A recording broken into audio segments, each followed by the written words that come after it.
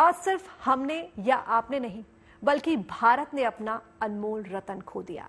कहानी देश के अनमोल रतन की, रतन टाटा की आज हम करेंगे। देश के दिग्गज उद्योगपति, विजनरी और परोपकारी व्यक्तित्व रतन टाटा अब हमारी यादों में रहेंगे। कुछ जिंदगी के बाद भी लोगों के दिलों में धड़कती है। कुछ लोग दुनिया से जाकर भी नहीं जाते। टाटा सन्स के मानव चेयरमैन रतन टाटा अब हमारे बीच नहीं रहे। उन्होंने कल रात करीब 11 बजे अंतिम सांस ली। उनके निधन से देश शोक में डूब गया है। हर हिंदुस्तानी के लिए रतन टाटा एक ऐसे आदर्श थे जिनका योगदान केवल राष्ट्र निर्माण तक सीमित नहीं था। वो लाखों लोगों के अभिभावक भी थे जिसने उनकी कंपनियां या उनके साथ काम किया। रतन टाटा से उसका रिश्ता हमेशा के लिए जुड़ गया। रतन टाटा के जाने के बाद आज उन सब की दुनिया सूनी हो गई है। देश अपने अनमोल रतन को खोकर आज दुखी है, क्योंकि वे सच्चे मानवतावादी और राष्ट्रवादी माने जाते थे। टाटा ग्रुप को उद्योग और कारोबार की बुलंदियों पर पहुंचाने के साथ ही उन्होंने विश्व में देश का परचम इस क्षेत्र में लहराया। निधन के बाद रतन टाटा के पार्थिव शरीर को रात करीब 2 बजे अस्पताल से कोलाबा में उनके घर लाया गया। कोलाबा के उनके घर से लाकर उनका पार्थिव शरीर अंतिम दर्शन के लिए शाम 4 बजे तक साउथ मुंबई के national centre for performing arts परिसर में रखा गया है। यहां लोग उनके अंतिम दर्शन कर सकेंगे। इसके बाद रतन टाटा का राजकीय सम्मान के साथ अंतिम संस्कार किया जाएगा। रतन टाटा के निधन पर प्रधानमंत्री नरेंद्र मोदी ने उनके भाई नोएल टाटा से बात कर संवेदना व्यक्त की। मशहूर उद्योगपति रतन टाटा के निधन पर श्रद्धांजलि देते हुए महाराष्ट्र और झारखंड सरकार ने गुरुवार को एक दिन के राजकीय शोक का ऐलान किया है।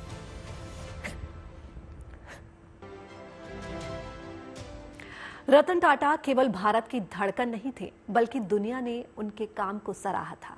भारत के 50वें गणतंत्र दिवस पर रतन टाटा को तीसरे सबसे बड़े नागरिक सम्मान पद्म भूषण से सम्मानित किया गया था।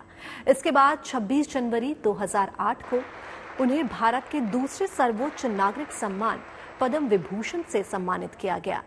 उन्हें नेस्कॉम ग्लोबल लीडरशिप पुरस्कार से भी 2008 में सम्मानित किया गया था। ये पुरस्कार उन्हें 14 फरवरी 2008 को मुंबई के एक समारोह में दिया गया। यही नहीं, रतन टाटा ने 2007 में टाटा परिवार की ओर से परोपकार का कार्नेगी पदक भी जो है वो हासिल किया। ये वो तस्वीरें हैं जो सिर्फ अब यादों में हैं। लंबे समय तक भारतीय उद्योग जगत के आधार स्तंभ रहे रतन टाटा के निधन से लोगों को गहरा धक्का लगा है, क्योंकि रतन टाटा एक ऐसे उद्योगपति थे जिन्होंने कारोबारियों में कॉर्पोरेट सोशल रिस्पॉन्सिबिलिटी की भावना जगाई। रतन टाटा ऐसे शख्स थे जो अपने समूह के मुनाफे का आधे से ज्यादा हिस्सा परोपकार के लिए दान कर देते थे।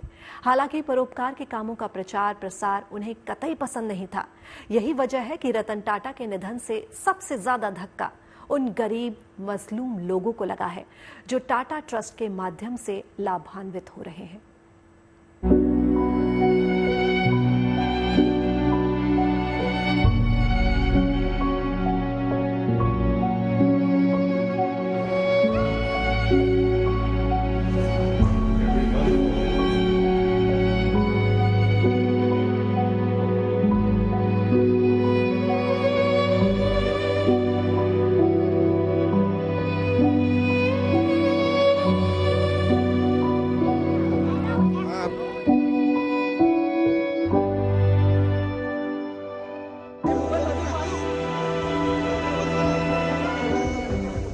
भारतीय उद्योग जगत का सबसे शीतल छायादार लोकहितकारी वटवृक्ष अब अनंत में विलीन हो चुका है।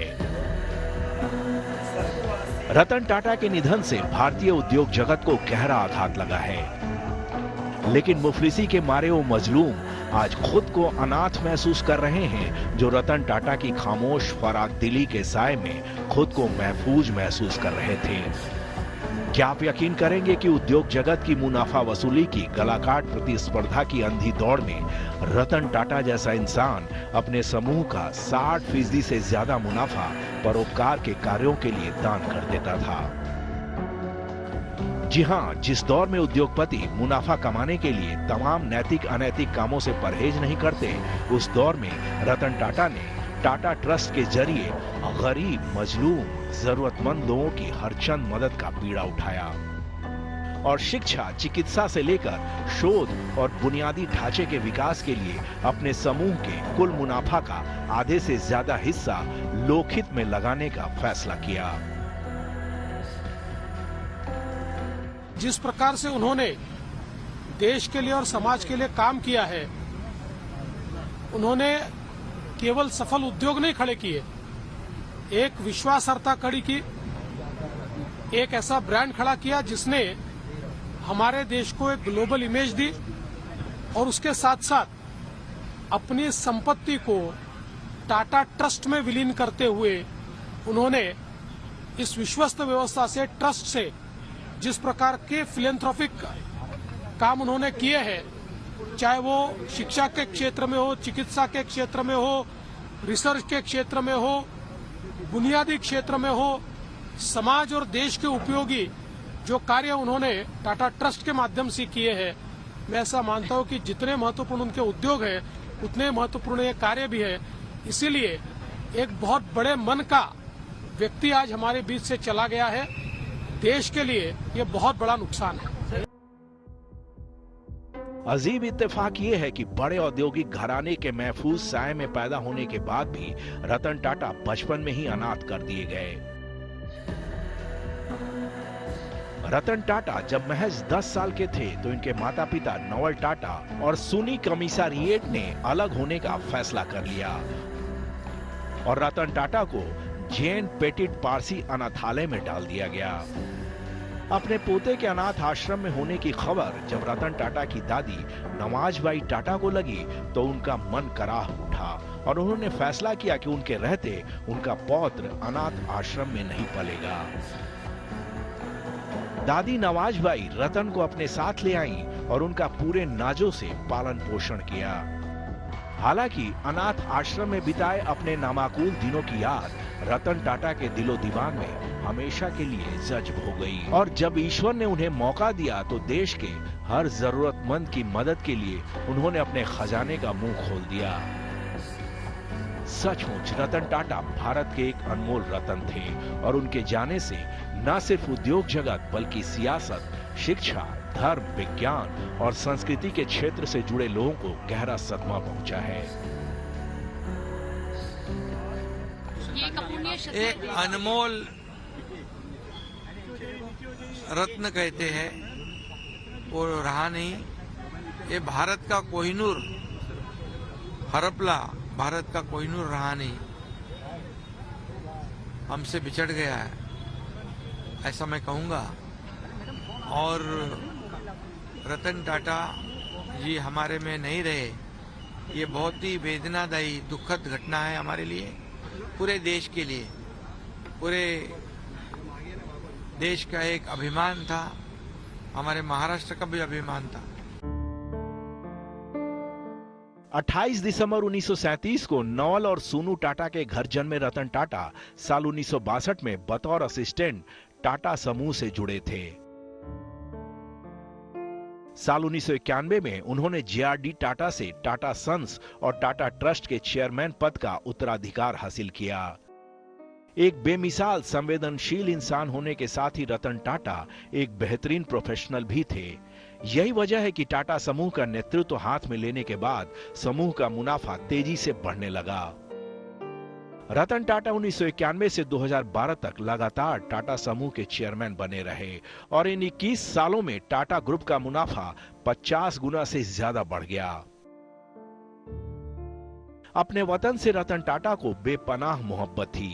यही वजह है कि चेयरमैन बनने के 7 साल बाद साल 1998 में उन्होंने देश की पहली स्वदेशी कार टाटा इंडिका लॉन्च की। हालांकि शुरुआती कामयाबी नहीं मिलने के कारण 1 साल बाद उन्होंने अमेरिका की नामी गिरामी ऑटोमोबाइल कंपनी फोर्ड को टाटा इंडिका बेचने का फैसला किया। तब फोर्ड के तत्कालीन चेयरमैन बिल फोर्ड ने रतन टाटा पर तंज कसते हुए कहा कि आपने पैसेंजर कार डिवीजन शुरू ही क्यों की जब आपको इस बारे में कोई ज्ञान और अनुभव नहीं था। ये डील करके हम आप पर एहसान ही करेंगे। संवेदनशील और स्वाभिमानी रतन टाटा को बिल फोर्ड की ये बात बहुत ज्यादा चुभ गई और उन्होंने फोर्ड के साथ डील निरस्त कर दी। वक्त का खेल देखिए कि साल 2008 में जब वैश्विक मंदी ने दस्तक दी तो फोर्ड दिवालिया होने के कगार पर पहुंच गया और तब रतन टाटा ने फोर्ड के 2 पॉपुलर ब्रांड जगुआर और लैंड रोवर को $2.3 बिलियन में खरीद लिया। दरअसल रतन टाटा के हृदय का हर स्पंदन मानवीय संवेदना से प्रेरित था। एक बार रतन टाटा ने मुंबई की सड़कों पर तेज बारिश के दौरान एक परिवार के 4 लोगों को 2 व्हीलर पर भीगते हुए देखा। बचपन से ही परोपकार की प्रेरणा से लबरेज रहे रतन टाटा का मन इस दृश्य को देखकर आहत हो गया और उन्होंने लोअर मिडिल क्लास के लिए दुनिया की सबसे सस्ती कार बनाने का फैसला किया। उसी दिन रतन टाटा ने अपने इंजीनियर्स को बुलाया और 1 लाख रुपए में बजट कार बनाने की प्रोजेक्ट रिपोर्ट तैयार करने का निर्देश दिया। 23 मार्च 2009 को टाटा मोटर्स ने नैनो को लॉन्च किया और इस तरह वो लोग जो 2 व्हीलर्स के सपने को जैसे तैसे पूरा कर पाते थे, कार पर चलने का उनका भी सपना पूरा हो गया। आपको बता दें कि रतन टाटा आजीवन अविवाहित रहे। हालांकि उनकी जिंदगी में 4 मौके ऐसे आए जब उनकी शादी तय हो गई थी, लेकिन विधाता को शायद ये मंजूर नहीं था। 86 साल की उम्र में आखिरकार उन्होंने इस दुनिया को अविवाहित रहते हुए ही अलविदा कह दिया। लेकिन समूचा हिंदुस्तान और इसकी आने वाली पीढ़ियां हमेशा इस महामानव की ऋणी रहेंगी। Bureau report, good news today. Ratan Tata के निधन से आज पूरा देश गमगीन है। आज भारत ने सही मायने में अपने अनमोल रतन को, अपने कोहिनूर को खो दिया। एक युग का आज अंत हो गया। तो सीधा रुख करते हैं मुंबई का, जहां इस वक्त हमारे संवाददाता देव कोटक हमसे जुड़ रहे हैं। देव, इस वक्त आप कोलाबा में हैं, जहां रतन टाटा के पार्थिव शरीर को रखा गया है। क्या अपडेट है? कितने बजे तक शाम को क्रिमिनेशन ग्राउंड में ले जाया जाएगा?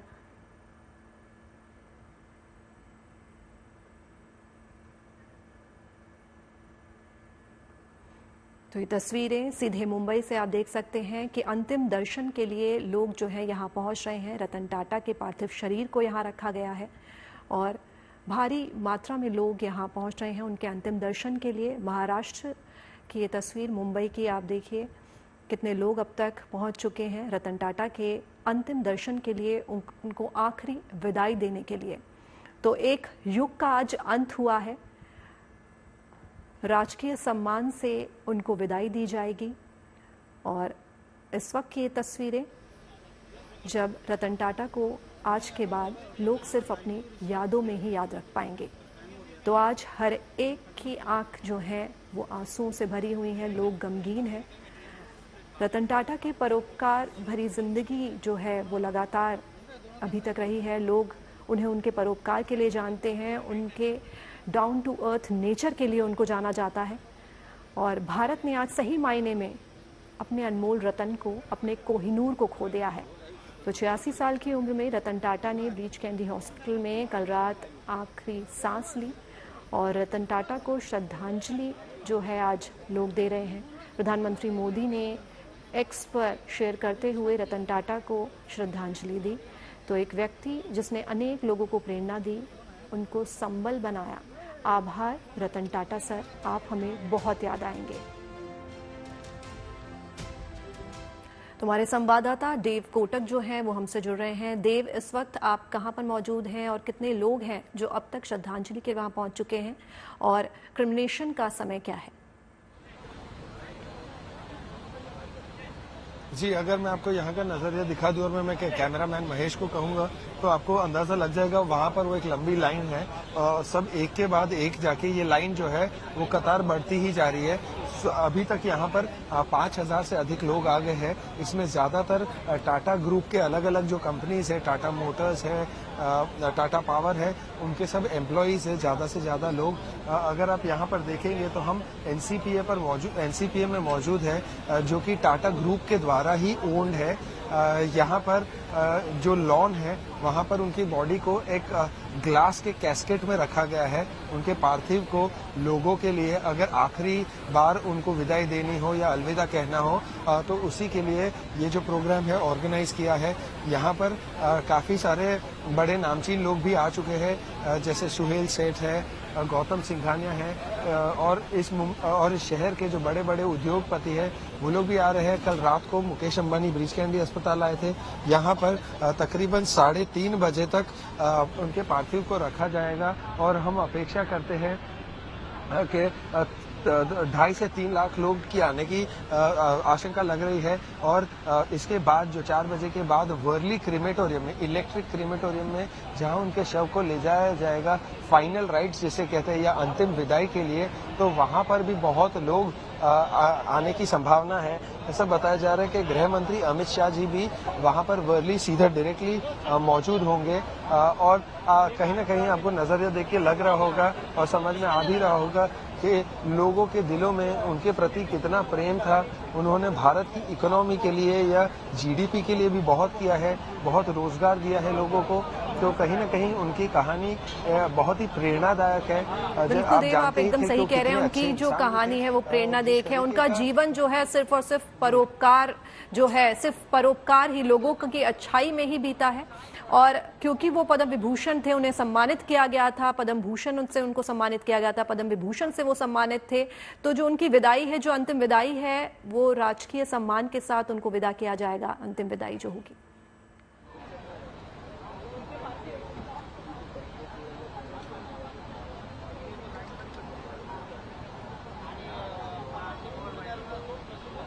देव, क्या आपको आवाज आ रही है?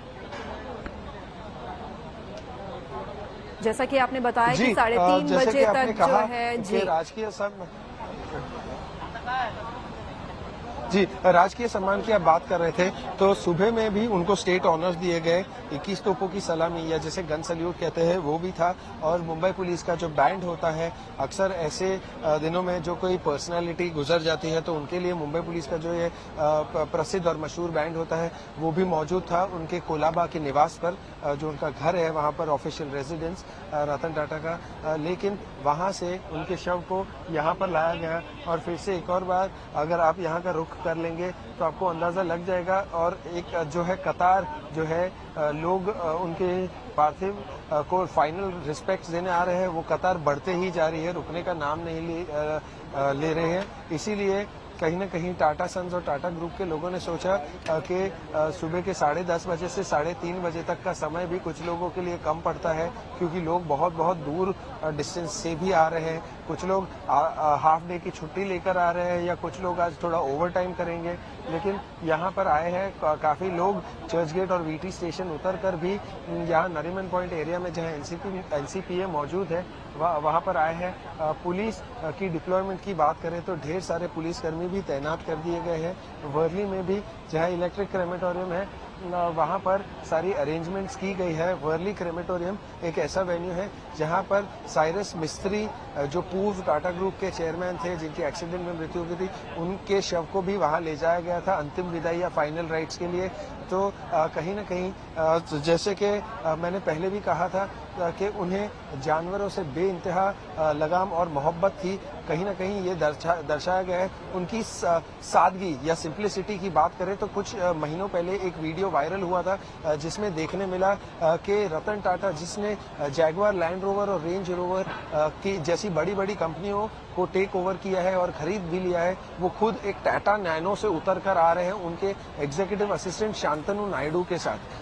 तो कहीं ना कहीं वो ताज होटल में एंटर करते हुए एक पीले रंग की नैनो में से उतरते, ये दर्शाता है और साफ तौर पर दिखाता है और देखने वाले को भी समझ में आती है ये बात कि ये आदमी एक बिलियनर होने के बावजूद भी किस सादगी से और किस तमीज से लोगों को पेश आता है। वहां पर बल्कि बॉम्बे हाउस, जो कि टाटा सन्स के ओरिजिनल मुख्यालय है और आज की तारीख में भी एक ऐतिहासिक फोर्ट एरिया में है जहां पर ब्रिटिश काफी स्ट्रक्चर्स है, वहां पर टाटा सन्स की ऑफिस है। उसी बिल्डिंग में वहां के सारे स्टाफ को भी उन्होंने इंस्ट्रक्ट कर दिया है कि ये जो स्ट्रे डॉग्स है इनको कहीं हटाना नहीं है, तो कहीं ना कहीं दिखाई देता है कि जी ये बिल्कुल सही कहा आपने। जितने बड़े वो कारोबारी थे, लेकिन उनका जीवन जो है उतना ही सरल था, लोगों के लिए मानवता की मिसाल थे रतन टाटा। इसीलिए वो आज भले ही दुनिया से चले गए हैं, लेकिन लोगों के दिलों में, उनकी यादों में रतन टाटा हमेशा जिंदा रहेंगे।